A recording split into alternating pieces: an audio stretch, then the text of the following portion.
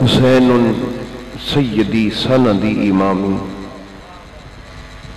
حسین سیدی سندی امامی، رسول جدہ خیر الانام، شفیع الخلق یوم القیام، یا صبا بلغ علیہ سلامی۔ شاہ است حسین بادشاہ است حسین، دین است حسین دین پناہ است حسین، سر داد نہ داد دست در دست یزید، حقا کے بنا الہ الہ است حسین، حقا کے بنا الہ الہ است حسین، حقا کے بنا الہ الہ است حسین۔ احباب گرامی، یہ ایام کربلا کے ایام ہیں، یہ ایام میرے رسول کے گھر والوں کی یاد کے ایام ہیں، یہ ایام میرے مولا حسین علیہ السلام کے ایام ہیں، یہ ایام شہدائے کرب و بلا کے ایام ہیں۔ تو آج کے اس دن میں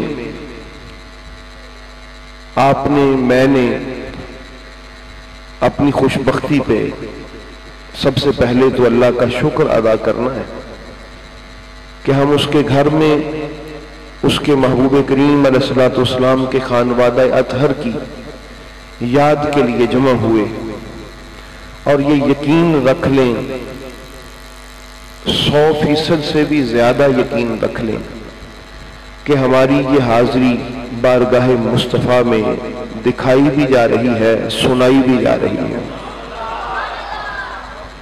دکھائی بھی جا رہی ہے، سنائی بھی جا رہی ہے، بارگاہ مرتضیٰ میں دکھائی بھی جا رہی ہے، سنائی بھی جا رہی ہے، سیدہ زہرا کی پاک کی بارگاہ میں ہماری یہ دلسوز حاضری پہنچائی جا رہی ہے۔ تو احباب گرامی، محرم الحرام یہ ہمیشہ سے مسلمان ان دنوں کو ایک دکھ اور کرب کی کیفیت سے گزارتے ہوئے آئے ہیں۔ ایک سوگ ہوتا ہے، سوگ، جس کے بارے میں یہ حکم ہے کہ وہ چند دنوں کے بعد اس کے اظہار کی اجازت نہیں ہوتی، اور ایک روگ ہوتا ہے جسے میرے نبی کے گھر والوں کے دکھ کا روگ کہتے ہیں۔ وہ اگر دل کو لگ جائے تو وہ دل زندگی پا جاتا ہے، اور اسی کو ہی فاضل بریلوی شاہ احمد رضا خان صاحب رحمۃ اللہ تعالی علیہ نے یہ لکھا ہے فتاوی رضویہ شریف میں کہ وہ شخص اس بات پر غم کرے کہ اسے حسین کا غم کیوں نہیں ہے۔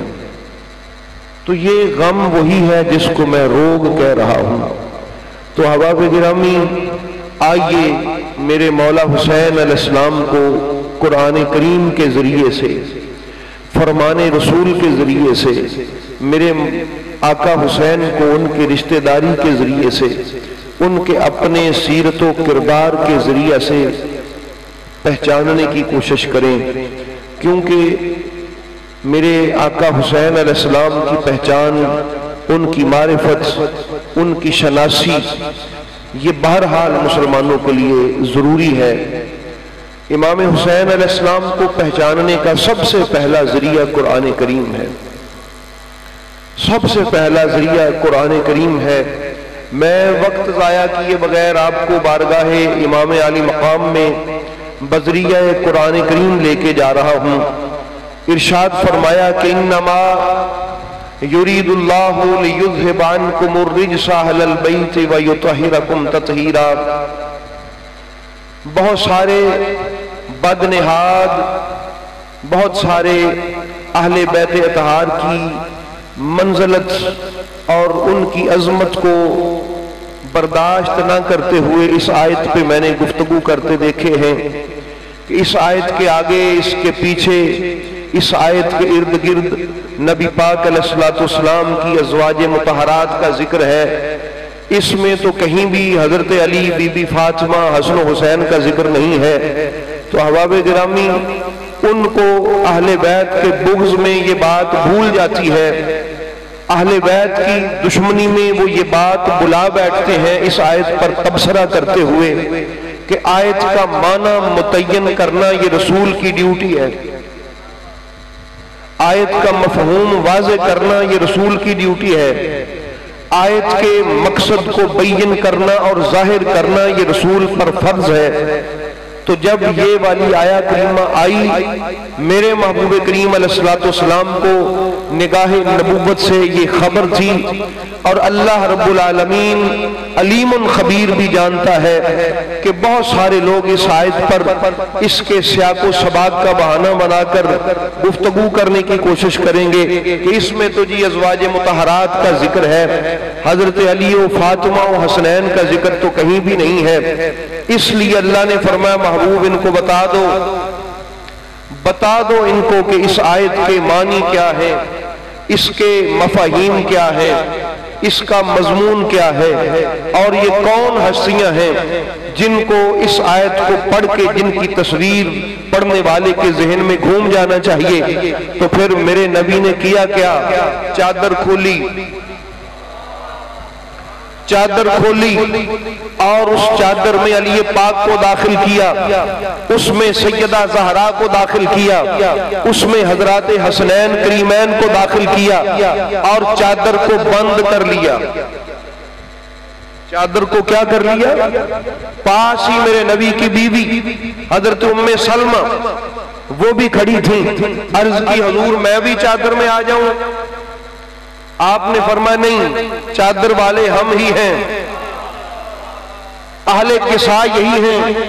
اور انہوں نے عرض کیا کہ یا رسول اللہ میں بھی یہ جو ہستیاں ہیں، آپ ہیں، حضرات حسنین کریمین ہیں، سیدہ زہرا ہیں، مولا مرتضیٰ ہیں، میں بھی ان میں شامل ہوں۔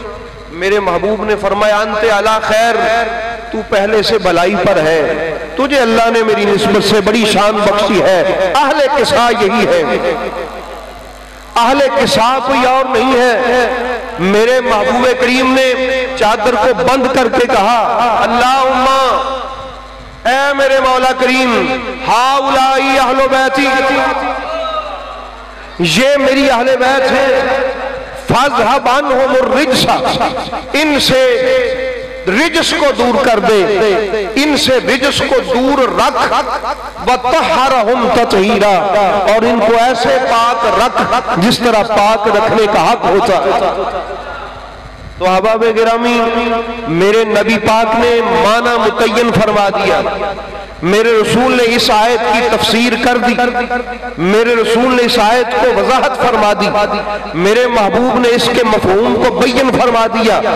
اب بھی اگر کوئی اس پہ یہ بحث کرے تو یہ محسوس ہوتا ہے کہ وہ اہل بیت کی دشمنی میں اس حد تک آگے گزر گیا ہے کہ اس کو اپنے رسول کی وضاحت کا بھی حیا نہیں ہے، اس کو اللہ کے حکم کا بھی حیا نہیں ہے۔ احباب گرامی، مگر آئیے دیکھیں کہ اس آیت میں ان کی کیا شان ہے۔ ترجمہ آپ پڑھتے ہیں، انما یرید اللہ لیذھب، یہ میں واللہ بخدا خیرات مانگ مانگ کر، اللہ کی بارگاہ سے دعا مانگ مانگ کر یہ خیرات لیتا ہوں، اور اللہ اپنی بارگاہ سے یہ خیرات عطا فرماتا ہے۔ فرمایا کہ یا اللہ تو نے یہ آیت نازل فرمائی ہے، تو اے کلمہ پڑھنے والوں ذرا سمجھیے گا، انما یرید اللہ لیذھب عنکم الرجس اہل البیت، ترجمہ آپ جانتے ہیں کہ اللہ کا ارادہ تو یہ ہے کہ اہل بیت اطہار کو پاک کر دے، یہی ترجمہ ایسا ہی پڑھتے ہیں، لیکن احباب گرامی اس سے بھی خوبصورت الفاظ جو خیرات میں نصیب ہوتے ہیں، پاک کر دے۔ یہ آیت تب کی ہے جب امام حسین علیہ السلام 4-5 سال کے،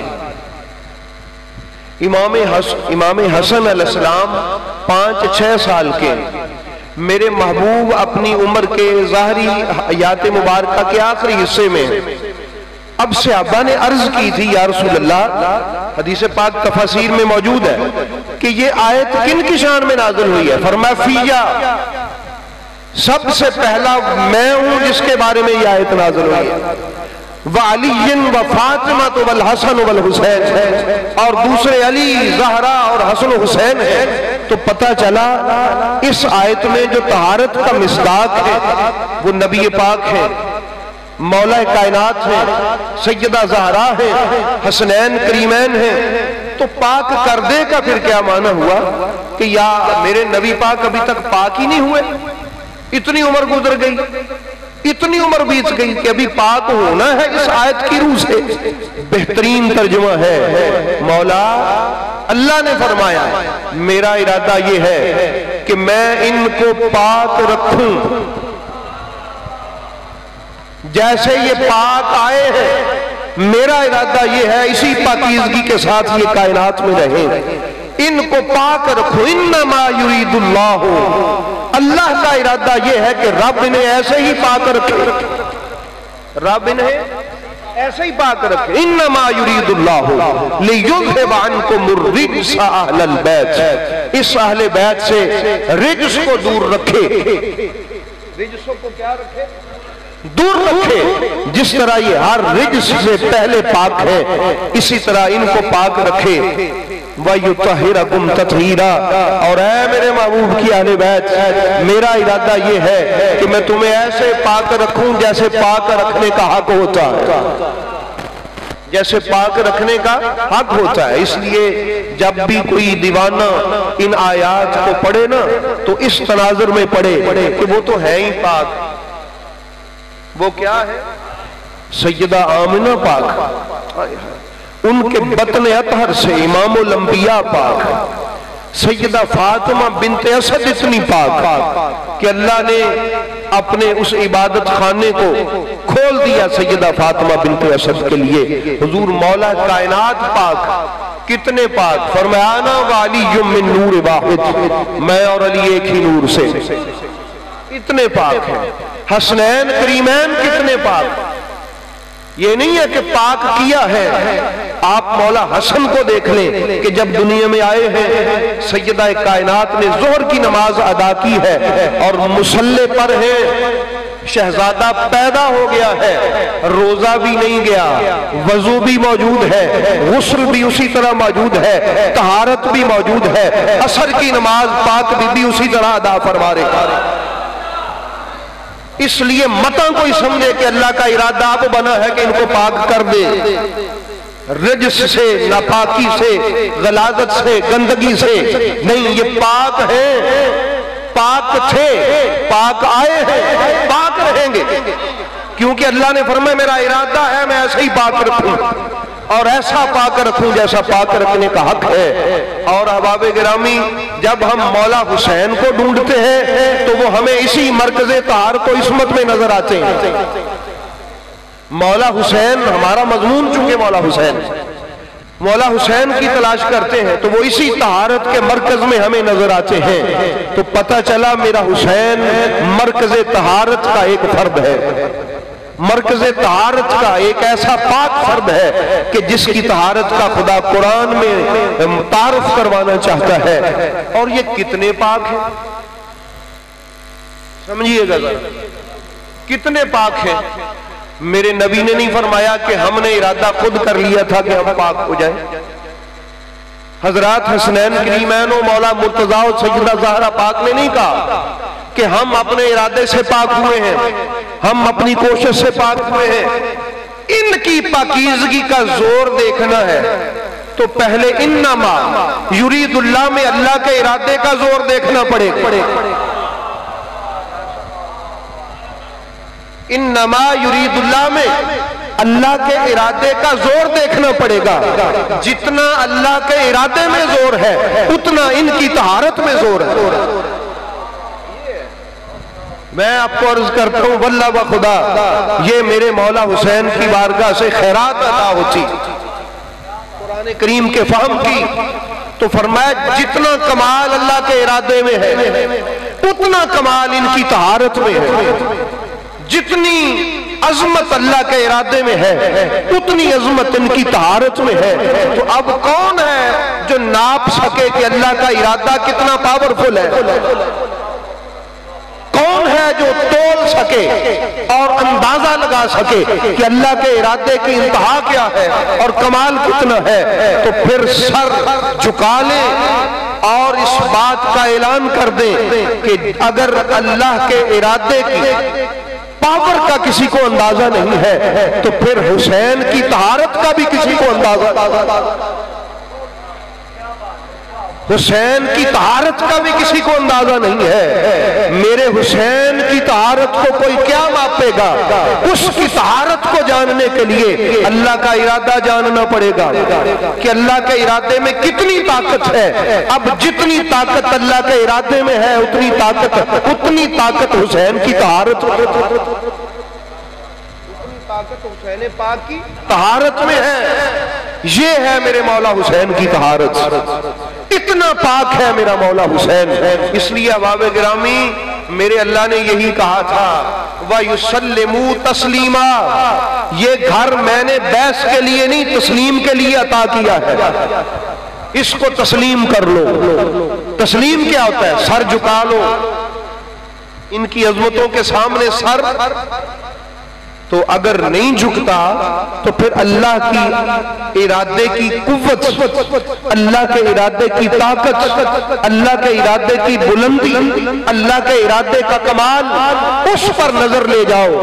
اگر وہاں سر جھک گیا تو سمجھ جانا حسین کی طہارت کے سامنے بھی سر جھک گیا، علی کی طہارت کے سامنے بھی سر جھک گیا، سیدہ و زہرا پاک سلام اللہ تعالی علیہا کی طہارت و عصمت کے سامنے بھی سر جھک گیا، اور میرے نبی کی طہارت کے سامنے بھی سر جھک گیا۔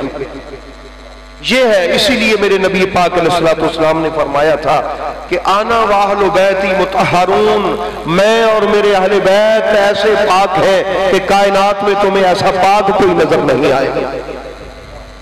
یہ جتنی بھی آپ کوئی، تو اس لیے احباب گرامی اگر آپ میرے حسین کو ڈھونڈیں گے تو میرا حسین آپ کو قرآن کریم کے اس مرکز میں نظر آئے گا جو مرکز طہارت ہے۔